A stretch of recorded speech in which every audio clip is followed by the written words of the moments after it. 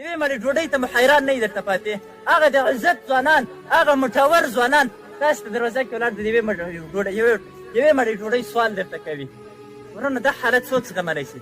خو د الله د دین مسئله ده ورونه.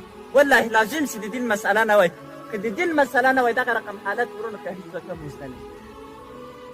ورونو هدف مو له دې خبرې نه دا ده، خیر دی د الله په خاطر تاسو ته وایو. تاسې نه هم دا نه غواړو چې ټول ټوپکونه راواخلئ له موږ سره راووځئ، ځکه موږ خپله ډوډۍ نسو پیدا کولی، تاسو ته به بیا څوک ډوډۍ درکوي.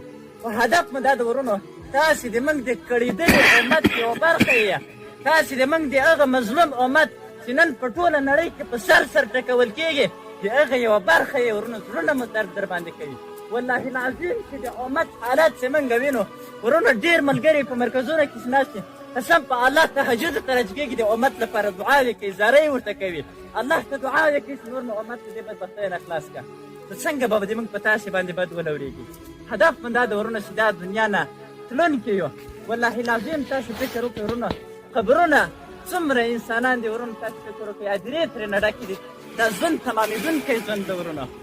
خدای مه کړه چې په هغه حالت کې چې د الله مخې ته ورځو، د الله ته شرمنده یو، د انسانیت حق مو نه یې ادا کړی، د بندګۍ حق مو نه یې ادا کړی، د الله احکام مو نه یې په ځای کړي ورونو، نو هغه د ډېر د افسوس دی، هغه ډېر د شرم ځای ده.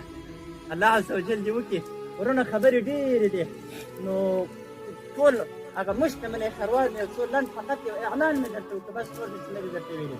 خو بیا هم درته وایم ورونو خیر دی د الله خاطر وکړئ، د حق پلټنه وکړئ په خپله.